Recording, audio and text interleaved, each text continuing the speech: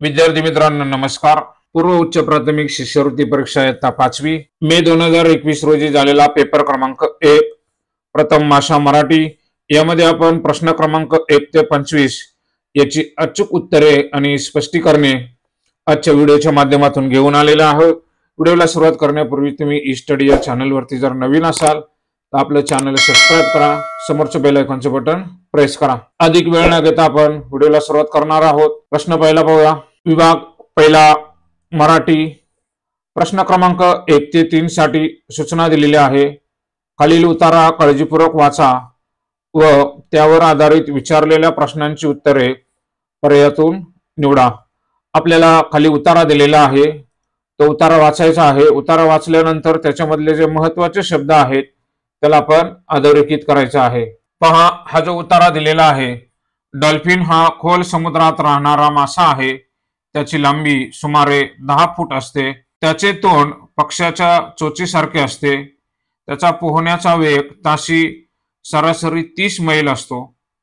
काही वेळा तर ते ताशी 40 ते 60 मैल वेगाने पोहतात। डॉल्फिन मासा इतर माशांसारखा अंडी घालत नाही, तर तो सस्तन प्राणी आहे। माशांप्रमाणे त्याला कल्लेही नसतात। श्वास घेण्यासाठी अधूनमधून त्याला पाण्याबाहेर यावे लागते। डॉल्फिन विभिन्न प्रकारचे 32 आवाज काढतो। डॉल्फिन माणसासारखा मोठमोठ्याने हसू शकतो, ओरडूही शकतो। शिकारीचा पाठलाग करताना तो गुरगुरतो आणि शिकार पकडल्याच्या आनंदाच्या भरात तो म्याऊ असा आवाज काढतो। शत्रूला घाबरवण्यासाठी तो उच्च स्वरात ओरडतो। डॉल्फिन माशांचे श्रवण इंद्रिय फारच तीक्ष्ण असते। आपल्या दूरच्या प्रवासात हे मासे एकमेकांशी एका विशेष प्रकारच्या ध्वनी लहरींनी संपर्क साधतात। आता अशा पद्धतीने हा उतारा वाचलेला आहे आपण। उतारा वाचल्यानंतर आपल्याला पहिला प्रश्न काय विचारलेला आहे ते पाहूया। डॉल्फिनच्या बाबतीत अचूक माहिती दर्शवणारा पर्याय निवडा। डॉल्फिन मासा अंडी घालतो हे चुकीचं आहे, कारण सस्तन प्राणी आहे तो। डॉल्फिन मासा अनेक आवाज काढतो। पहा, इथं अनेक शब्दाच्या ऐवजी फक्त 32च आवाज काढतो। डॉल्फिनचे श्रवण यंत्र तीक्ष्ण नसतेच्या इथं असते आहे आणि डॉल्फिनचे तोंड पक्ष्याच्या चोचीसारखे असते। पर्याय क्रमांक 4 मध्ये डॉल्फिनच्या बाबतीत अचूक माहिती दर्शवलेली आहे। प्रश्न क्रमांक 2 पहा, उतार्यावर आधारित आहे। पुढीलपैकी कोणत्या अर्थाचा शब्द उतार्यात आला नाही? पहा, पहिला जो शब्द आहे मीन, मीन म्हणजे मासा, समानार्थी शब्द आहे मीनचा, तो उतार्यात आलेला आहे। दुसरा जो शब्द आहे पारत म्हणजे शिकार, याचा समानार्थी शब्द उतार्यामध्ये आलेला आहे। विहंग म्हणजे पक्षी, या 3 शब्दांचे समानार्थी शब्द उतार्यामध्ये आलेले आहेत। उताळ हा जो शब्द आहे त्याचा विरुद्धार्थी शब्द उतार्यामध्ये आलेला आहे, समानार्थी शब्द आलेला नाही। प्रश्न क्रमांक 3 पहा, डॉल्फिनला सारखे पाण्याबाहेर का यावे लागते? तर याचे जे उत्तर आहे पर्याय क्रमांक 3, श्वास घेण्यासाठी मधून मधून त्याला पाण्याबाहेर यावे लागते। या पद्धतीने आपण उतार्यावरचे प्रश्न सोडवलेले आहेत। आता कविता आहे। प्रश्न क्रमांक 4 ते 6 साठी सूचना आहेत। खालील कविता काळजीपूर्वक वाचा आणि त्यावर आधारित विचारलेल्या प्रश्नांची उत्तरे पर्यायातून निवडा। खाली आपल्याला एक कविता दिलेली आहे। कवितेवर आधारित जे प्रश्न आहेत ते खाली आपल्याला विचारलेले आहेत। आता ही कविता मी वेळेअभावी वाचत नाही। प्रश्नपत्रिकेची लिंक डिस्क्रिप्शन बॉक्स मध्ये दिलेली आहे, तिथून ती तुम्ही डाउनलोड करून घेऊ शकता। तर पहा, आता कवितेवर आधारलेले जे प्रश्न आहेत ते आपण पाहूया। पहिलाच प्रश्न या ठिकाणी विचारलेला आहे 4 नंबरचा। प्रश्न क्रमांक 4, पुढीलपैकी विशेषण आणि नाम यांची कोणती जोडी कवितेमध्ये नाही? पहा, विशेषण आणि नाम यांची कोणती जोडी कवितेमध्ये आलेली नाही ते आपल्याला विचारलेले आहे। पहिलाच पर्याय पहा, भेदभाव। तर भेदभाव हा जो शब्द इथं आलेला आहे, परंतु नाम आणि विशेषण अशी जोडी नाही, त्यामुळे पर्याय क्रमांक 1 हे त्याचं उत्तर आहे। विविध तारखा, तारखा हे नाम आणि विविध हे त्याचं विशेषण। त्याच्यानंतर अमुची आई हा एक नाम आणि विशेषण, यांची जोडी असलेला पर्याय कवितेमध्ये आलेला आहे। पहा या ठिकाणी सुरुवातीला दिलेला आहे अमुची आई, म्हणजे या ठिकाणी ही जोडी आलेली आहे। त्यानंतर पर्याय क्रमांक 4 मध्ये पहा अनेक भाषा, भाषा हे नाम आणि अनेक हे विशेषण, आई हे नाम आणि अमुची हे विशेषण। अशा पद्धतीने पर्याय क्रमांक 2, पर्याय क्रमांक 4 आणि पर्याय क्रमांक 3 विशेषण आणि नाम यांची जोडी आलेली आहे आणि पर्याय क्रमांक 1 जो आहे त्याची जोडी नाम आणि विशेषण याची जोडी कवितेमध्ये आलेली नाही। प्रश्न क्रमांक 5 पहा, कवितेतील वर्णनांशी न जुळणारा कोणता पर्याय आहे? पहा कविता वाचल्यानंतर आपल्याला लगेच लक्षात आलेलं असेल न जुळणारा पर्याय विचारलेला आहे। भारतात अनेक भाषा बोलले जातात हे आलेलं आहे। अमंगलाचे बंधन न तोडण्याची प्रतिज्ञा सर्वत्र केली, तर हे कवितेतील वर्णनाशी न जुळणारा पर्याय आहे पर्याय क्रमांक 2। अमंगलाचे बंधन तोडण्याची प्रतिज्ञा केलेली आहे, न हा शब्द इथं नको आहे, त्यामुळे पर्याय क्रमांक 2 हे त्याचं उत्तर आहे। प्रश्न क्रमांक 6 पहा कवितेवरच आधारलेला आहे। प्रश्न क्रमांक 6, पुढीलपैकी कोणत्या शब्दाचा समान अर्थाचा शब्द कवितेत आला आहे? तर पण पहिला शब्द आहे पण, पण म्हणजे प्रतिज्ञा आणि त्याचा समानार्थी शब्द कवितेमध्ये आलेला आहे पर्याय क्रमांक 1। त्यानंतर पहा प्रश्न क्रमांक 7, खालील वाक्यातील विशेषण ओळखा। तर विशेषण म्हणजे नामाबद्दल विशेष माहिती सांगणारा शब्द। पहा आता खाली आपल्याला वाक्य दिलेलं आहे, तरसाचा ठसा 3 इंच लांब असतो। पहा 3 हे एक संख्यावाचक विशेषण आहे आणि लांब हे गुण दाखवणारे विशेषण आहे, म्हणजे एकूण 2 विशेषण आलेले आहेत। पहा म्हणजे 3 पर्याय क्रमांक 1 हे सुद्धा त्याचं उत्तर बरोबर आहे आणि पर्याय क्रमांक 4 हे दोन्ही पर्याय बरोबर आहेत, कारण 3 हे संख्यावाचक विशेषण आहे आणि लांब हे गुणवाचक विशेषण आहे, त्यामुळे पर्याय क्रमांक 1 आणि पर्याय क्रमांक 4 ही दोन्ही उत्तरे बरोबर आहेत। त्यानंतर पुढे पाहूया प्रश्न क्रमांक 8, पुढील वाक्यातील नाम नसलेला कोणता शब्द पर्यायात आलेला आहे? पहा नाम नसलेला कोणता शब्द पर्यायात आलेला आहे? मुंगी हा समाजप्रिय कीटक वसाहत करून राहतो। पहा आता नाम नसलेला आपल्याला आता 4 पर्याय पडताळून पाहावे लागतील। तर मुंगी हे नाम आहे, त्याच्यानंतर कीटक हे सुद्धा नाम आहे, वसाहत हे सुद्धा नाम आहे, समाजप्रिय, समाजप्रिय हे विशेषण आहे, हे नाम नाही, त्यामुळे पर्याय क्रमांक 4 हा नाम नसलेला पर्याय आहे। प्रश्न क्रमांक 9 पहा, वाक्यात असलेले विरामचिन्ह दर्शवणारा पर्याय निवडा। शिवानी 2-2 तास न थकता बोलायची। पहा 2-2 तास या ठिकाणी एक चिन्ह आलेलं आहे, या चिन्हाला काय म्हणतात? विरामचिन्ह जे आहे ते पर्याय क्रमांक 1 संयोग चिन्ह आहे। प्रश्न क्रमांक 10 पहा, पुढीलपैकी निश्चितपणे नपुंसकलिंगी नामाचा पर्याय निवडा। आता जे पुल्लिंगी आणि स्त्रीलिंगी नाम आहेत ते आपल्याला आधी शोधावे लागतील।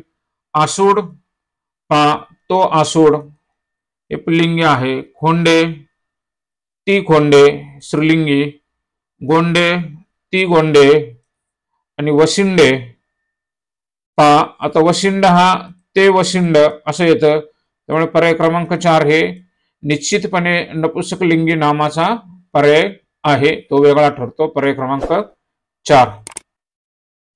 प्रश्न क्रमांक 11 पाहूया, पुढील पैकी एक वचन आणि अनेक वचनाची अयोग्य जोडी असलेला पर्याय कोणता? पहा आता कौल कौले, पहा एक वचन एक कौल अनेक कौले ही जोडी बरोबर आहे। एक पातळ अनेक पातळे ही सुद्धा जोडी बरोबर आहे। एक शिंग अनेक शिंगे ही सुद्धा जोडी बरोबर आहे। एक डोकं, आता हा शब्द चुकीचा आहे त्यामुळे ही एकवचन आणि अनेकवचन, डोक्यासाठी आपण एक डोके अनेक डोके, त्यामुळे हे डोकं हा शब्द चुकीचा आहे. पर्याय क्रमांक 4 ही एकवचन आणि अनेक वचनाची अयोग्य जोडी असलेला पर्याय आहे. प्रश्न क्रमांक 12 पहा, पुढील पैकी वाक्प्रचार आणि त्यांचा अर्थ याची चुकीची जोडी कोणती? पहा, तत्पर असणे म्हणजे तयार असणे हे बरोबर आहे. फैलावणे, फैलावणे म्हणजे प्रसार होणे, पसरणे, जोराने ओरडणे हा अर्थ चुकीचा आहे. पर्याय क्रमांक 2 वाक्प्रचार आणि अर्थ यांची चुकीची जोडी आहे. दुलदुलणे म्हणजे हलणे हे बरोबर आहे. दाह होणे, आग होणे हे सुद्धा बरोबर आहे. पर्याय क्रमांक 2 ही चुकीच्या अर्थाची जोडी आहे. प्रश्न क्रमांक 13 साठी पहा, 13 साठी आपल्याला प्रश्नामध्ये सूचना दिलेली आहे. चौकटीतील अक्षरांपासून तयार होणाऱ्या अर्थपूर्ण म्हणीतील कितव्या क्रमांकाची अक्षर घेतल्यास सविता या शब्दाचा समानार्थी शब्द मिळेल? आता आपण जर चौकटीतली जी अक्षर आहेत आणि ती जर जुळवली तर एक म्हण तयार होती. जे न देखे रवी, जे न देखे रवी ते देखे कवी, या अर्थाची एक म्हण तयार होती. पहा, जे या ठिकाणी मच्याऐवजी न ही प्रिंट मिस्टेक आहे. जे न देखे कवी ते देखे रवी, अशा पद्धतीची ही म्हण आहे. जे न देखे रवी ते देखे कवी. तर याच्यामध्ये पहा, सविता या अर्थाचा समानार्थी शब्द आपल्याला शोधायचा आहे. पहा, पर्याय जर आपण पडताळून पाहिले, 6वे आणि दुसरे अक्षर पहा, 1 2 3 4 5 6 7 8 9 10 आणि 11. 6वा अक्षर आहे वी आणि दुसरा अक्षर आहे न. तर सविता या शब्दाला समानार्थी शब्द विन नाही. 5वा आणि 11वे जर पाहिलं, 5वा आहे र आणि 11वा आहे रवी. तर रवी हा शब्द सविता या शब्दाचा समानार्थी शब्द आहे. पर्याय क्रमांक 2. या पद्धतीने मनीवर आधारित जे प्रश्न असतात ते खूप किचकट असतात. त्यासाठी विद्यार्थ्यांच्या मनी पाठ असणं गरजेचं आहे किंवा आणि त्याचा अर्थ सुद्धा माहीत असणं गरजेचं आहे. तरच अशा पद्धतीचे प्रश्न सुटू शकतात. प्रश्न क्रमांक 14 ते 16 साठी सूचना आहे. पुढील वाक्यांचा एक सुसंगत परिच्छेद तयार होण्यासाठी योग्य उत्तरांचे पर्याय निवडा. प्रश्न क्रमांक 16 पर्यंत, 14 पासून 16 पर्यंत जे प्रश्न आहेत ते एकमेकांवर आधारलेले आहेत. त्यामुळे त्याचं उत्तर पहिल्या प्रश्नातून आपल्याला वाचल्यानंतर मिळणार नाही. त्यासाठी आपल्याला इतरही खालचे प्रश्न पाहावे लागतील. पहा, आज सारसबाग मुलांनी टिंबटिंब होती, आनंदी होती, दुःखी होती, खेळत होती, गजबजली होती. आता हे सगळे शब्द त्याच्यात लागू होतात, परंतु आपल्याला त्यासाठी पुढचा प्रश्न पाहावा लागेल. 15 नंबरचा जो प्रश्न आहे, निमित्त होते टिंबटिंबटे, दिवाळीचे, उन्हाळ्याचे, बालमेळाव्याचे, सुट्टीचे. आता 15 वरून सुद्धा आपल्याला त्याचं उत्तर मिळणार नाही. त्यासाठी आपल्याला 16 नंबरचा जो प्रश्न आहे तो पाहावा लागेल. 16 नंबरचा प्रश्न पहा, बालदिनाचे औचित्य साधून मुलांनी आज टिंबटिंब करण्याचे ठरवले. पहा, बालदिन जो आहे, बालदिन हा लहान मुलांचा सण असतो. त्यामुळे त्या दिवशी मुलांनी बालदिनाचे औचित्य साधून रडगाणे हे चुकीचं आहे, धमाल करण्याचे ठरवले. पर्याय क्रमांक 2 या ठिकाणी धमाल असा शब्द येईल. आता बालदिनाच्या दिवशी धमाल करण्याचे ठरवले. काही विद्यार्थी अभ्यास लिहितील, तर अभ्यास नाही. बालदिन हा लहान मुलांचा आनंदाचा दिवस असतो, त्यामुळे धमाल करण्याचं ठरवलं. आता या उत्तरावरून आपल्याला 15चं उत्तर मिळून जाईल. निमित्त होते टिंबटिंबचे, तर बालदिन असल्यामुळे पर्याय क्रमांक 2 बालमेळाव्याचे, निमित्त होते बालमेळाव्याचे. आता या दोन्ही प्रश्नांची आपल्याला उत्तरं मिळालेली आहेत. आता याच्यावरून आपल्याला 14वा जो प्रश्न होता त्याचं सुद्धा उत्तर आपोआप मिळालेलं आहे. आज सारसबाग मुलांनी टिंबटिंब होती, तर बालदिनाच्या मेळाव्यामुळे मुलांनी ती सारसबाग पर्याय क्रमांक 4 गजबजली होती. या ठिकाणी पर्याय क्रमांक 4 योग्य ठरेल.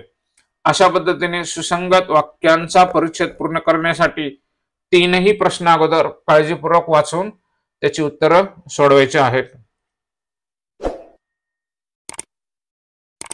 प्रश्न क्रमांक 17 पहा. खाली दिलेल्या वाक्यातील चुकीचा भाग असलेला पर्याय ओळखा. आता खाली वाक्य दिलेलं आहे. आई म्हणाली, अगं दीपा, तुझं कुणाशी बिनसलंय का? तर यातला आता चुकीचा भाग आपल्याला निवडायचा आहे. तर पहा आता, आई म्हणाली, अगं दीपा, तुझं कुणाशी बिनसलंय का? पहा, आई म्हणाली, अगं दीपा, तुझं कुणाशी हा जर शब्द आपण काढून टाकला तर इथं काय होईल पहा. आई म्हणाली, अगं दीपा, बिनसलंय का? तर याच्यावरून हे वाक्य काय पूर्ण होणार नाही. त्यामुळे पर्याय क्रमांक 4 आपल्याला घेता येणार नाही. त्यासाठी पहा आता, अगं दीपा हा जर शब्द आपण काढला, चुकीचा भाग आहे असं समजलं. आई म्हणाली, तुझं कोणाशी बिनसलंय का? तर हे वाक्य परिपूर्ण ठरतंय. पहा, आई म्हणाली, तुझं कोणाशी बिनसलंय का? त्यामुळे हा भाग चुकीचा आहे.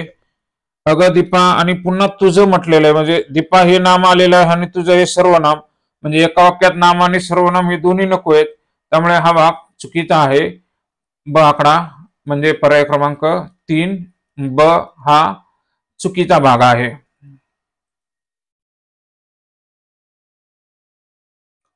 प्रश्न क्रमांक 18 पाहूया. पुढील पैकी समानार्थी शब्दाची अचूक जोडी असलेला पर्याय ओळखा. आता अचूक जोडी, दुम म्हणजे पत्ता. दुम आणि पत्ता ही समानार्थी शब्दाची पहिलीच पर्याय ही अचूक जोडी असलेला पर्याय आहे. उत्तुंग आणि उत्सुक हे समानार्थी शब्द नाहीत. कारण उत्तुंग म्हणजे काय? तर उत्तुंग म्हणजे खूप उंच, म्हणजे आपण त्याला गगनचुंबी असा शब्द प्रयोग करतो, त्यामुळे हा अर्थ चुकीचा आहे. समर्थन म्हणजे खंबीर असा त्याचा अर्थ नाही. समर्थन म्हणजे पाठिंबा. आणि धनी म्हणजे श्रीमंती नाही. धन म्हणजे श्रीमंती, तर धनी म्हणजे मालक असा शब्द असतो. त्यामुळे पर्याय क्रमांक 1 हे बरोबर आहे. 19 नंबरचा प्रश्न पाहूया. निरुत्साह या शब्दाचा विरुद्धार्थी शब्द म्हणजे अपोजिट वर्ड पर्यायातून निवडा. कंटाळा हा समानार्थी शब्द आहे. थकवा हा सुद्धा समानार्थी शब्द आहे. हुरूप म्हणजेच निरुत्साहाचा विरुद्धार्थी शब्द. हुरूप म्हणजेच उत्साह. पर्याय क्रमांक 3 हा बरोबर आहे. आनंद हा विरुद्धार्थी होणार नाही. त्यानंतर प्रश्न क्रमांक 20 पाहूया. आपल्याला अक्षर दिलेले आहेत. या अक्षरांपासून तयार होणाऱ्या अर्थपूर्ण शब्दातील कितव्या क्रमांकाचे अक्षर घेतल्यास पाणी या अर्थाचा शब्द तयार होईल? आपल्याला अक्षर दिले क स र ला कु. तर यांच्यापासून कोणता शब्द तयार होते पहा. पण कु सर पहा, एक शब्द तयार होईल कला कुसर. एक शब्द तयार झालेला आहे कला कुसर आणि हा अर्थपूर्ण लावलेला आहे. त्याच्यामध्ये पहा आपल्याला कितव्या क्रमांकाचे अक्षर घेतल्यानंतर पाणी. पहा आता पाणी हा जो शब्द आहे त्याची जी वेलांटी आहे पहिला नला, ती पहिली वेलांटी आहे आणि त्याचा अर्थ हा वेगळा आहे. दुसऱ्या वेलांटीचा अर्थ आपल्याला पाणी म्हणजे जल हे माहिती आहे. एकाच शब्दाचे दोन वेगवेगळे अर्थ असतात. वेलांटीवरून त्याचा अर्थ बदलतो. पहा पाणी म्हणजे याला आपण मराठीमध्ये आणखीन दुसरा समानार्थी शब्द आहे हात, कर, हस्त. हे पाणी या शब्दाचे समानार्थी शब्द आहेत. आता याच्यामध्ये कला कुसर मध्ये पहा हात शब्द नाही होणार, कर हा शब्द होऊ शकतो. पहा क हे 1 नंबरला आलेला आहे आणि र हे 5 नंबरला आलेला आहे. म्हणजे पहिल्या क्रमांकाचं अक्षर आणि 5व्या क्रमांकाचं अक्षर घेतल्यावर कर हा शब्द तयार होते आणि कर हा शब्द पाणी या शब्दाचा समानार्थी शब्द आहे.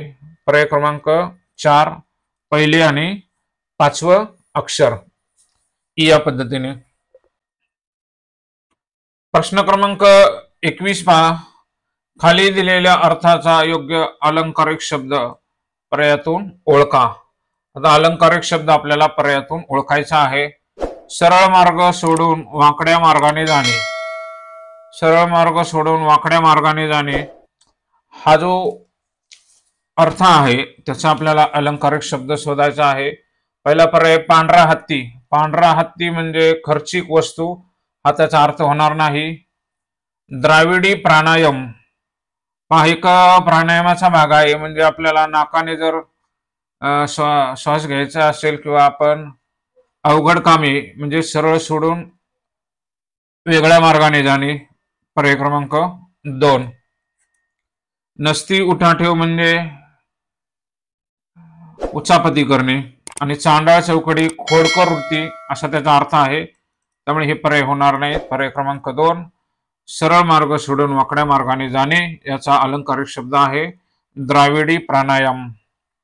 22 नंबरचा प्रश्न पाहूया. पुढीलपैकी प्राणी आणि त्यांचे घर दर्शवणारी चुकीची जोडी पर्यायातून निवडा. आता पहिला जो पर्याय आहे घोडा. घोडा हा प्राणी आणि त्याचे घर पागा हे बरोबर आहे. पागा किंवा तबेला असे 2 शब्द आहेत. तबेला. त्यानंतर साप बेळ हे बरोबर आहे. साप आणि बेळ यांचे प्राणी आणि घर दर्शवणार हा पर्याय आहे. ससा डोली पहा ससा डोलीमध्ये राहत नाही. पर्याय क्रमांक 3 ही चुकीची जोडी आहे. ससा बिळामध्ये राहतो, डोलीमध्ये घुबड राहते. त्यामुळे पर्याय क्रमांक 3 चुकीचा आहे. कोंबडी खुराडे हे बरोबर आहे. 23 नंबरचा प्रश्न पाहूया. ठराविक काळाने प्रसिद्ध होणारे या शब्दसमूहासाठी योग्य शब्द पर्यायातून निवडा. मासिक हे दर महिन्याला प्रसिद्ध होत असते. पाक्षिक हे दर 15 दिवसाला आणि वार्षिक हे 1 वर्षाने प्रसिद्ध होते. त्यामुळे ठराविक काळाने प्रसिद्ध होणारे जे आहे पर्याय क्रमांक 4 नियतकालिक. 24 नंबरचा प्रश्न पाहूया. 24 नंबरच्या प्रश्नामध्ये आपल्याला अभ्यासिले वेद झाला शास्त्रबोध साहिल्या विविध नाना कळा या काव्यपंक्ती पुढीलपैकी कोणी रचलेल्या आहेत. तर अभ्यासिले वेद झाला शास्त्रबोध साहिल्या विविध नाना कळा ही जी काव्यपंक्ती आहे संत नामदेव महाराज यांची आहे. पर्याय क्रमांक 1. आणि 25 नंबरचा प्रश्न पाहूया शेवटचा. पुढीलपैकी लेख आणि त्यांचे लेखक यांची अचूक जोडी ओळखा. आपल्या पाठामध्ये बालभारतीच्या जे सुरुवातीपासून धडे आहेत भाग 1 पासून भाग 4 पर्यंत लेखक, लेखिका आणि कवी आणि कवयित्री हे तुम्हाला माहित असणं गरजेचं आहे. आपल्याला अचूक जोडी ओळखायची आहे. डोल दमा मिराजदार हे चुकीचं आहे. जनाई ही जी सदाशिव माळी यांची नाही आहे. कठीण समय येता मनोहर भोसले तर कठीण समय येता मनोहर भोसले हा पर्याय क्रमांक 3 योग्य आहे.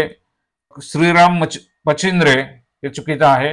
पर्याय क्रमांक 3 हा बरोबर आहे. तर धन्यवाद विद्यार्थी मित्रांनो. व्हिडिओ जर आवडला असेल तर व्हिडिओला एक लाईक जरूर करा आणि इयत्ता 5वी स्कॉलरशिप परीक्षेची तयारी करणाऱ्या सर्व विद्यार्थ्यांना हा व्हिडिओ शेअर करा.